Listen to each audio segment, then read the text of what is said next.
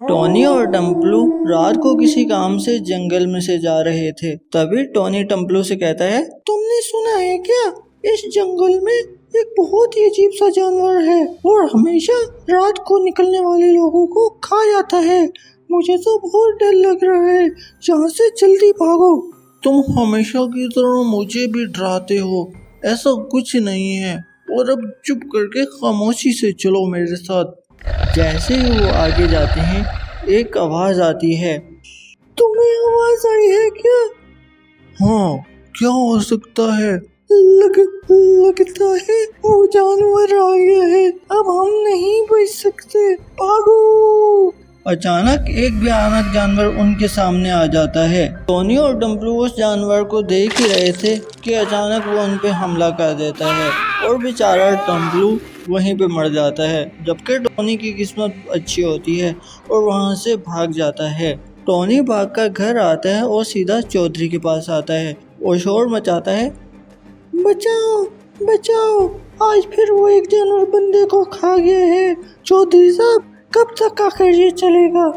چودھری صاحب باہر آ جاتے ہیں، وہ بھی پریشان ہو جاتے ہیں اور سوچنے لگتے ہیں، آخر کب تک ہم اس جانور کے ہاتھوں سے مریں گے؟ ہمیں کچھ کرنا ہی پڑے گا۔ اب تم جنگل میں نہ جانا، اور تم اس وقت کیوں گئے تھے جنگل میں؟ کل ہی ہم چرگا بلاتے ہیں اور فیصلہ کرتے ہیں کہ کیا کرنا ہے۔ اگلے دن سب لوگ چرگے میں آتے ہیں۔ جیسا کہ تم لوگوں کو پتا ہے کہ اب اور گزارا نہیں ہوتا اور آئے روز لوگ مر رہے ہیں، ہمیں اس کا کوئی حل سوچنا ہوگا۔ تم سب لوگوں کو اس لیے بلایا ہے تاکہ اس جانور کو مارنے کے لیے کوئی اپائے ڈھونڈ سکیں۔ اگر ہم اس کا کوئی حل نہیں ڈھونڈیں گے تو روز نہ روز کوئی مرتا جائے گا۔ سب لوگ خاموش تھے کیونکہ کسی میں بھی اتنی ہمت نہیں تھی کہ وہ اس جانور کا مقابلہ کر سکے۔ ایک سادہ سا آدمی آگے آتا ہے، یہ کام میں کروں گا، ویسے بھی میرے پاس کوئی نہیں ہے جو میں مرنے سے ڈروں۔ تم بہت بہادر لڑکی ہو، ہم امید کرتے ہیں کہ تم یہ کام بآسانی کر لو گے، خدا تمہارا نگہبان ہو۔ یہ کہہ کے جرگہ ختم ہو گیا۔ بوتل رام گھر آتا ہے، وہ ضرورت کا سامان لے کے جنگل کی طرف نکل پڑتا ہے۔ ابھی رات ہی نہیں ہوئی تھی، جیسے ہی وہ جنگل کے بیچ میں پہنچتا ہے تو ایک عجیب سی آواز آتی ہے۔ بوتل رام ڈر جاتا ہے، کون ہے؟ باہر آؤ، میں تم سے نہیں ڈرتا، باہر نکلو اور میرے سامنے آؤ۔ اچانک اسے دھکا پڑتا ہے اور وہ جھاڑیوں میں گر جاتا ہے۔ وہ دیکھتا ہے کہ ایک مور زخمی حالت میں تھا اور اس کے پنکھوں میں کانٹا چبھا ہوا تھا، جس کی وجہ سے وہ نہیں اڑ سکتا تھا۔ ارے یار، میں اس کی وجہ سے ڈر رہا تھا، یہ تو ایک سادھارن سا مور ہے، لگتا ہے بیچارے اس جانور کو بھی اس دشت جانور نے نہیں چھوڑا، میں اس مور کی مدد کر دیتا ہوں۔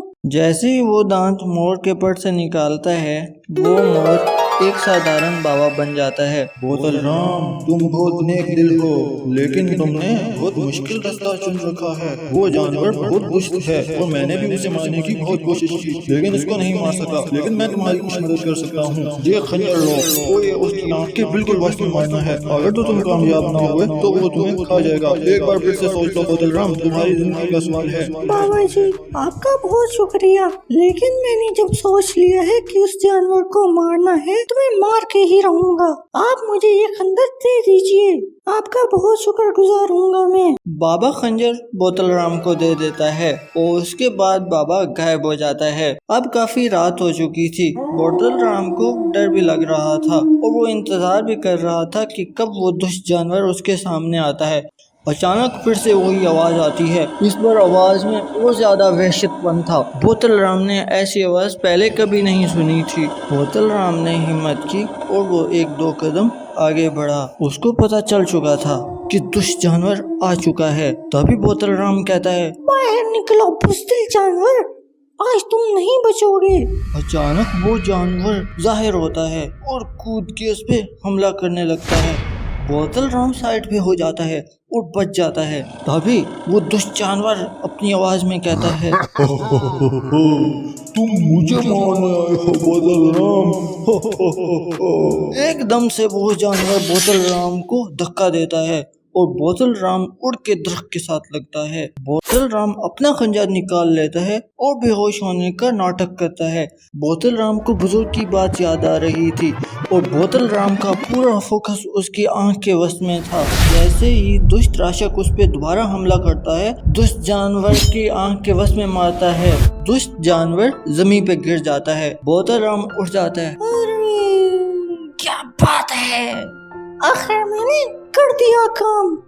اچانک سے دشت جانور اوپر اٹھ جاتا ہے۔ بوتل رام بہت ڈر جاتا ہے اور جب وہ خنجر کو دیکھتا ہے تو خنجر اس کی آنکھ کے بالکل وسط میں نہیں لگا تھا بلکہ تھوڑا سا سائڈ پہ لگا تھا۔ دشت جانور بہت وحشی ہو چکا تھا اور وہ ایک بار پھر سے بوتل رام پہ حملہ کر دیتا ہے۔ اس بار وہ بوتل رام کو اپنے دانتوں میں جکڑ لیتا ہے اور اس کو اتنا زور سے دباتا ہے کہ اس کی ہڈیاں ٹوٹ جاتی ہیں۔ جب صبح ہوتی ہے تو گاؤں کے دروازے پہ چودھری رام کا سر لٹکا ہوتا ہے اور اس میں سے خون ٹپک رہا ہوتا ہے۔ وہ اس کے پاس ایک چٹھی بھی ہوتی ہے جس پہ خون سے لکھا ہوتا ہے، اب اگر مجھے مارنے آیا کوئی تو پورا گاؤں ایک ساتھ تباہ کر دوں گا، اور یاد رکھنا یہ حرکت دوبارہ نہ کرنا، میں واپس آؤں گا۔